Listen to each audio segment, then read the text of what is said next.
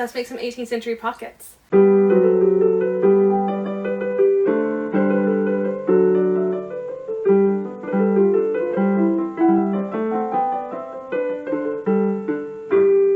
Hi everyone, my name is Caitlin. I'm a living historian who educates other living historians by teaching them old-fashioned sewing skills, and we copy original garments on this channel. So, pockets. Again, if you're new here, I'm not an 18th century person. I'm a 19th century person. The anniversary of the American Revolution coming up, we're starting 18th century.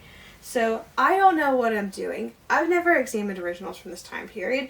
I'm looking at pictures online and following people who have seen originals, which isn't exactly where I prefer to be, but it works. So we are using a pattern, an embroidery pattern from the Rhode Island Historical Society. We're going to make a pair of pockets, and yes, we are going to do the embroidery, and of course we're going to do it by hand. It's the 18th century, we're living historians. I have here some linen. We're going to do the embroidery on linen, and then I have all my crewel wool in all sorts of beautiful colors. So we're going to be doing mostly crewel work. There's a lot of stitches you can do.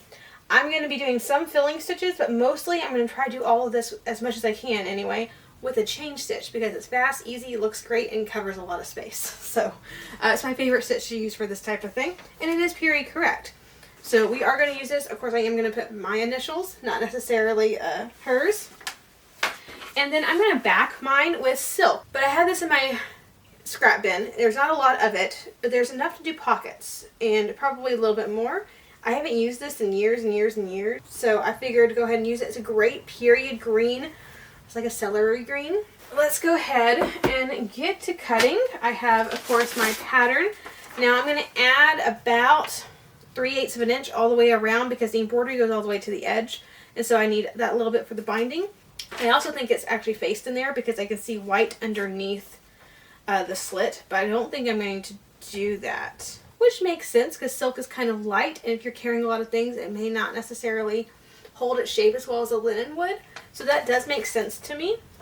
And so we're actually going to be cutting two sets of, we're going to make two pockets. So I'm going to have to cut 4 of these in linen, and I'm going to cut 2 larger ones for the with the fold over out of this. I'm also going to cut a little bit of binding, because we are still going to need to bind this in the green as well. And then I have here another print out of the pattern, and this is just for the embroidery. We're going to be using a transfer pencil. Period correct transfer pencils, at least for the 19th century, would be blue, not red. I can't find my blue ones, so we're going to hope this doesn't show up afterwards. The 1 or 2 examples I've seen of extant 18th century pockets that weren't finished looked like they were black, almost pencil drawn in. So we're just going to hope that this covers it. Let's get to cutting. Alright, this is my linen fabric. I don't suppose this is actually wide enough, is it? Ha ha ha ha ha! I'm going to iron this. We're going to be totally using this little section. It just happened to be the perfect use of the linen. Cutting out all 4 at once. I totally said I was going to add some space around it, didn't I? Well, I guess we'll just won't do the embroidery all the way to the edge. I can make it up here though. Perfect. Now I'm going to go ahead and work on tracing out the embroidery pattern. And the reason I can't use this pattern as the embroidery pattern is because I had to tape the pieces together. And when I iron for the transfer, that tape, which is plastic, will melt into my linen. So I needed a separate pattern for this. Now I'm not tracing her initials because obviously my initials are not SF. So I am going to do my own initials, but that's just a cross stitch. And with this heavy duty linen, it should not be a problem to do that. There are lots of places that have the free embroidery patterns for 18th century pockets. I saw one at, well, there's the Rhode Island Historical Society, of course, and then I saw one at Victoria and Albert Museum. I've seen a couple of others. Of course, any extant, it's really easy just to print it out and then trace over the actual pattern with a pencil like this. You don't have to have a pattern per se. I'm going to go ahead and cut the slit, except for the fact I only want to do cut 2 slits. And those top 2 I'm going to take out. I'm going to press them with the iron with this on top of it, give myself the pattern, and we'll come back and I'm going to cut the green ones. Again, I'm going to give it quite a wide girth. Alright, so that is my backs. I'm going to keep these pinned together actually. Alright, so I now have all of my pieces, I can start the embroidery process.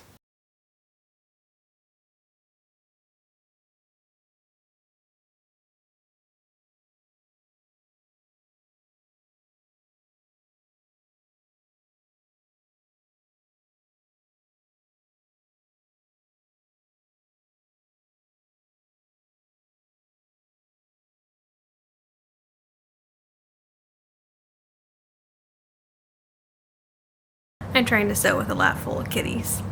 So, they're everywhere. There's one here too. This is their favorite spot. But I am trying to finish it. So I got all the yellow done. So it's looking pretty good. I finished the other side. I did the initials and everything. I was not sure about what color I wanted to do the initials in.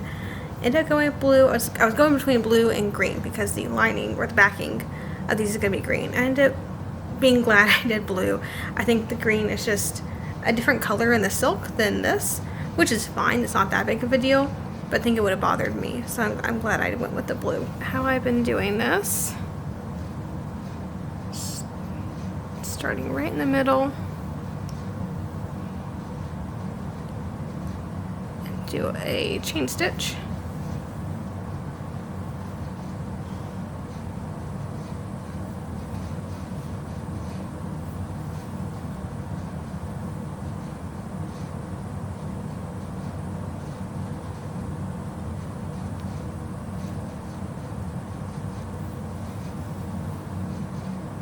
When I get to the halfway point, put it down, start at the other end, and basically just meet in the middle. So I get that petal covered, and then I go over to this middle one, go into the chain, and continue it, but going this way.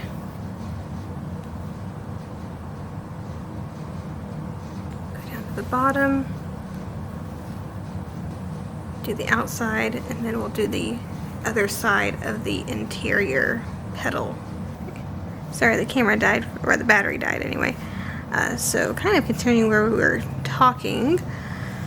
Let's see, so I have this one flower that just happens to back up to a leaf on all, I guess 4 sides, because there are 2 pockets. So I'm pretending the leaf is in front, and I'm just edging it like this to make it look like it goes all the way around, but the leaf is actually there in the way. And a little bit of a development, because I re-looked at the original I was looking at to line this thing in silk or back it in silk. Turns out that was a more modern make-do on that particular original. So I'm glad I actually found the actual museum record for that. So I recut some linen. We're going to cut it, we're going to back it in linen. We are going to still bind it in silk. It's not very common, but I found 2 examples of that so far on linen. Obviously a silk binding on silk pockets is very common, but a silk binding on linen pockets was less common. But I did find 2 examples. I prefer 3, but I think 2 is enough to at least give me that color, because I tried doing like a little mock-up and I did not like them bound just plain. I think they're plain enough as it is, where I think they need that color at the edge. And so I'm just gonna back it with linen. So I ended up cutting 2 more things of linen, because I decided I'm too much of a sensory person to want to feel the backs of the embroidery when I put my hands in my pocket. So I'm going to do one up against it and then a backing, which I've also found 2, maybe 3 originals, because most of the museum ones I'm seeing don't say whether they are lined with anything. They'll say backing in front. I found 3 examples of museum ones that specifically say, you know, there's the embroidered piece, there's a front lining, and then there's a back. So I'm going to do that because that's going to work better for my sensory needs. So I did cut a couple more of those, but I'm still going to bind them. So what I did is I took the backs I had cut and I just cut them into bias binding strips, and I'm going to need to sew all these together in a little bit. I woke up the kitten. Good news is she falls asleep rather quickly. Oh, nope, not unless I talk. While she's been sitting here, I've been singing. I had a little nut tree to her because it talks about a silver nutmeg. And that's basically what she is. She's a gray tabby, which is basically silver. So she is a silver nutmeg. The initial I found in 18th century, a couple of 18th century alphabets from like 1760 that Sharon Bernstein has on her website. And so I'm going to use one of those. I just have to do 2 Ks. And I probably should have done them in silk. At least one of the originals that I looked at, the description very specifically said done in crewel wool, but the initials were done in silk embroidery floss, which after doing the initials in the wool makes so much sense because they just don't lay like a silk initial would. But I don't know if all of them were that way. And I'm not saying it looks bad. I think it looks fine. It's just, I think it's hard to read. And I actually did them a little bit bigger than usually I would do initials. Usually you do every 2 threads, but I did every 3 just to make them a little bigger and hopefully make them a little bit more noticeable and readable. I think I probably should have made them twice as big. I probably should have done 4 threads in between, but whatever, it worked out. They're about the same size as the originals. The original also has something, little design in there. I'm going to leave that blank because I am going to have this bound in silk ribbon. So that'll be a little bit of color there already. Edging these little flowers in blue was definitely the right choice. 100% was a good choice. For the last bit of the embroidery, I just did the initials on the second one, just like I did the first one, although I think these turned out slightly bigger for some strange reason. I'm not sure how that is, because I counted the same amount of threads, but to me they look a little bigger. I guess it's all underwear, no one's really going to notice, right? I was in a Texas Living History Association board meeting while sewing this, so that's why you're getting voiceover Caitlin and not actual while I'm sewing Caitlin. And then this is the binding, which again, as I discussed earlier, I had to stitch together. And then I ironed it in 4ths to hide the raw edges so it'd be ready to bind the actual pockets.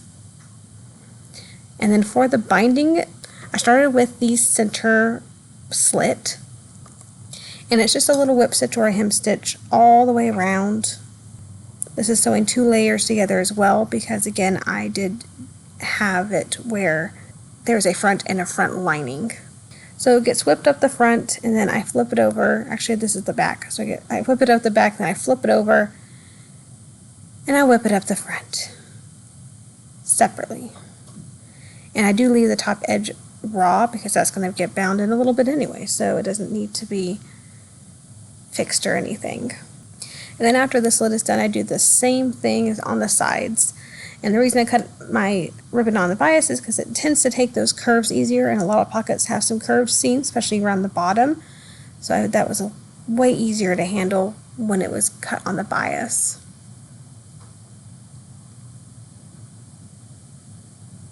And it's the same thing. I usually start on the back and then I do the front afterwards. And then basically the last step was to use the binding that goes around the waist. I chose a linen tape for mine. I could have used silk ribbon, but of course I don't have any silk. I wasn't using silk ribbon to bind this. I was using silk fabric that was left over. So I didn't have any silk ribbon this color. So I just went with the linen tape. And I did have to measure this because 18th century pockets tend to end at the sides, whereas the 19th century pockets end at the side front, essentially. So it was a little bit different for me. They weren't usually set how I set my pockets, just because these are earlier and pockets sit in different places, apparently. Once I got that measured, which was really easy, then I just stitched it down. Same thing, folding the tape in half and then whipping the front and then whipping the back, then whipping the front. And in between the 2 pockets, because I am putting the pockets on the same tape, I find that easier than having them on separate tapes. I also whipped the tape in between the 2 pockets down as well in half, just because it seemed like that would work. Alright, let's try them on. They turned out so cute. This is my favorite 18th century project so far. I love these. Maybe a little bit too far to the back. I probably could have come up about 1 inch. That's a really easy fix if I decide to change it. That's a little bit more natural, I feel like. I don't have to feel like I'm putting my arms inside my armpits to be able to get into my pockets. Yeah, that's pretty good. Okay. And honestly, they didn't take all that long. I mean, it took me like a month and a half to get them done. That's because I didn't work on them for a while.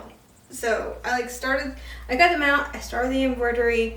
I did like, I don't know, 5 leaves in an evening. And then I didn't touch them for almost 2 months. And I got all the embroidery done in a day and a half. So that's just goes to show, like, I had other things I needed to work on first. I had museum stuff to work on, I had work stuff to work on. When I cut out a project, I've done all the research, I'm like on to this. Okay, I know what I'm doing, I had motivation to do the project. If for whatever reason I have to stop a project in the middle of it, I have a very hard time picking up steam again and getting re-motivated to the project. I have to do it all at once, otherwise my brain, I can't get re-motivated to do it. And that's kind of what happened with these. They could have been done a whole lot sooner. Like, I had the time to work on them, but every time I look at them, I'd be like, ugh, I don't want to. Because I was just out of steam at that point. I didn't want to have to stop and restart, stop and restart, all that. So once I convinced myself to actually sit down and do them, it was done very quickly. And now we actually get to work on real clothes, because I think I'm going to do a bed gown next. I think that's where we're going to be. Binding it was really nothing new. I've done all of that before. The embroidery is fun. I don't do a lot of wool work. I love wool work. I love working with crewel wool. And had I